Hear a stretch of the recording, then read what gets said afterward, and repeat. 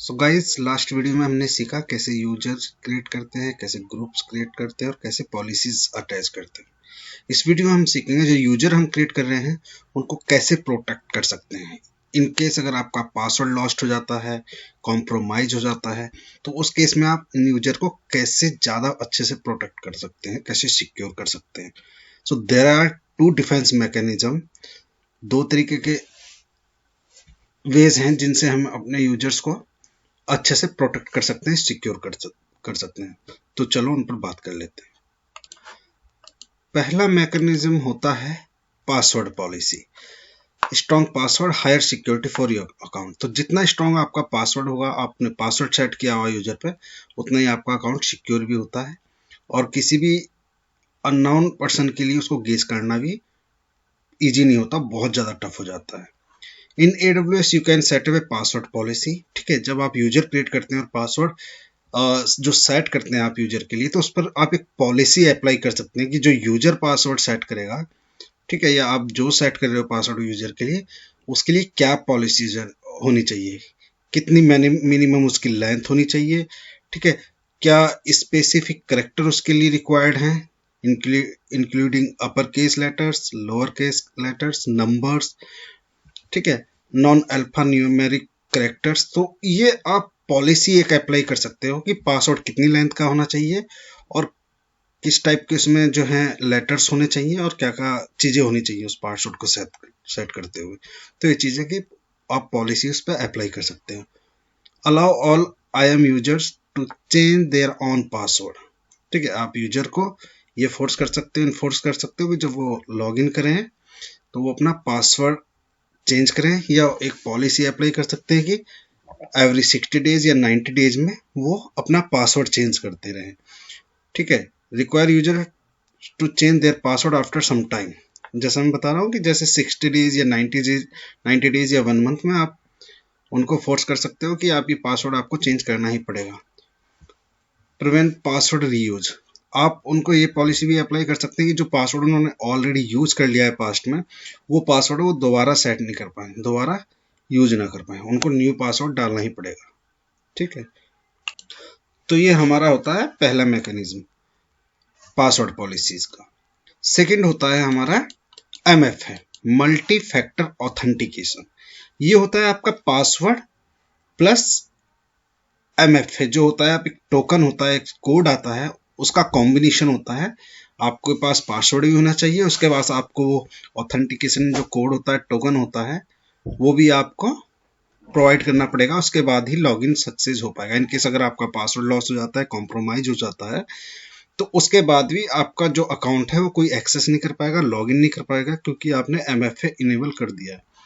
Users have access to your account and can possibly change configuration or delete resources in your AWS account. तो जैसे अगर आप जो है यूजर्स को आप परमिशन प्रोवाइड कर देते हो लॉगिन करने की और रिसोर्सेज क्रिएट डिलीट करने की, बट उसके बाद भी आप चाहते हो कि इनको और ज़्यादा प्रोटेक्ट सिक्योर किया जाए, तो आप MFA इनेबल कर सकते हो। जब भी वो कोई रिसोर्स डिलीट कर देंगे तो उनको जो है टोकन प्रोवाइड करना होता है। You want to protect your root account and IAM user. ठीक है, इसको भी आप जो आपके IAM यूजर हैं या रूट यूजर हैं, आप दोनों पे MFA इनेबल कर सकते हो। MFA password you know plus security device you on. जैसा मैं पहले ही एक्सप्लेन कर रहा था कि पासवर्ड प्लस जो आपके पास एक और टोकन आएगा, अगर आपने MFA इनेबल किया हुआ है तो जो पासवर्ड भी डालना है, उसके बाद आपको वो टोकन जो कोड होता है वो डालना होता है, उसके बाद ही आप लॉग इन कर पाओगे। ठीक है, main benefit of MFA, if a password is stolen और hack the account is not compromise. तो इन केस अगर आपका पासवर्ड भी कॉम्प्रोमाइज हो जाता है, किसी को मिल जाता है या कोई गेस कर लेता है, तो अगर वो लॉगिन करने की कोशिश करता है तो वो तब तक लॉगिन नहीं कर पाएगा जब तक आप उसको वो जो है टोकन होता है, कोड होता है, वो आप उसके साथ शेयर नहीं करते हो। ठीक है, तो पासवर्ड स्टोलन होने के बाद भी आपका अकाउंट कॉम्प्रोमाइज नहीं होगा। तो MFA इसलिए ही रिकमेंडेड है और सजेस्ट किया जाता है AWS की साइड से भी कि आप MFA जरूर इनेबल करें IAM यूजर पे भी और अपने रूट अकाउंट पे भी। MFA के इनेबल करने के क्या क्या ऑप्शन है? MFA डिवाइस ऑप्शंस इन AWS। So virtual MFA devices होती हैं, जैसे आपके पास एंड्रॉयड फ़ोन है या आईफोन है या कोई और फ़ोन है, तो उसमें आप ये सॉफ्टवेयर इंस्टॉल कर सकते हैं, जैसे गूगल ऑथेंटिकेटर, ऑथी। तो ये क्या होता है कि एक सॉफ्टवेयर होता है, इसमें आपको अपना जो अकाउंट है वो ऑथेंटिकेट कराना होता है, और उसके बाद ये हर यूजर के लिए या जो भी आपका रूट यूजर है, तो उसमें जो है उससे लिंक्ड हो जाता है, और जब भी आप लॉगिन करोगे तो यहाँ से जो टोकन आप ये देख पा रहे हैं ना, ये कोड होते हैं, इस तरीके से वो जनरेट होता रहता है, फ्यू सेकंड्स में रीजनरेट होता रहता है, न्यू एक्स जनरेट होता रहता है। तो ये कोड आपको वहां पे प्रोवाइड करना होता है लॉगिन करते हुए AWS अकाउंट पे, पासवर्ड डाल प्रोवाइड करने के बाद, उसके बाद ही आप लॉगिन कर पाते हैं। Support for multiple tokens on a single device, इसमें क्या है कि आप मल्टीपल जो यूजर्स हैं अकाउंट्स में उनको ऐड कर सकते हो एक ही सॉफ्टवेयर के अंदर। ठीक है, सेकंड ऑप्शन है universal second factor U2F security keys. ये एक थर्ड पार्टी डिवाइस है, आप इसको भी ले सकते हैं। और अगर आपको हार्डवेयर की जो डिवाइसेस चाहिए तो ये होती है हार्डवेयर की for MFA device provided by Gemalto।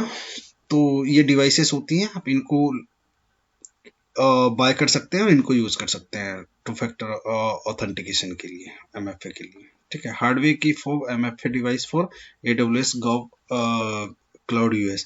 Actually जो US में जो गवर्नमेंट के जो प्रोजेक्ट चल रहे हैं क्लाउड पे, वो ये डिवाइस यूज करते हैं, provided by sure pass ID। ये भी थर्ड पार्टी डिवाइस होती है हार्डवेयर की। तो US में जो गवर्नमेंट ऑर्गेनाइजेशन है AWS यूज कर रहे हैं, उनका गवर्नमेंट क्लाउड उनको बोलते हैं, तो वो ये डिवाइस यूज करते हैं। ठीक है, तो आप इनमें से कोई भी डिवाइस ले सकते हो, या तो वर्चुअल MFA आप अपने मोबाइल पे इंस्टॉल कर सकते हो, जैसे मैंने आपको एक टूल बताए थे, गूगल ऑथेंटिकेटर या ऑथी, तो ये इंस्टॉल कर सकते हैं, या फिर ये ले सकते हैं, या अगर फिजिकल जो आपके डिवाइसेस चाहिए हार्डवेयर के, ये आप इनको यूज कर सकते हैं। ठीक है, तो MFA होता है मल्टी फैक्टर ऑथेंटिकेशन। ये बेसिकली होता है कि आपको पासवर्ड प्रोवाइड करने के बाद भी आपको एक कोड जनरेट होता है आपके जो, अगर आप वर्चुअल MFA यूज कर रहे हैं तो उस सॉफ्टवेयर के अंदर जो आपने इंस्टॉल किया है गूगल ऑथेंटिकेटर या ऑथी, तो उसमें से वो कोड आपको प्रोवाइड करना पड़ेगा, उसके बाद ही आप लॉगिन कर पाओगे। इनके जैसे अगर आपका पासवर्ड कॉम्प्रोमाइज हो जाता है, जैसे आप डायरेक्टली, अभी क्या होता है कि हम डायरेक्ट पासवर्ड डालते हैं और लॉगिन कर पाते हैं, इनकेस अगर वो पासवर्ड कॉम्प्रोमाइज हो गया तो आपके हाथ से सब कुछ जाएगा, क्योंकि जिसको भी पासवर्ड लगा वो कुछ भी कर सकता है आपके अकाउंट पे।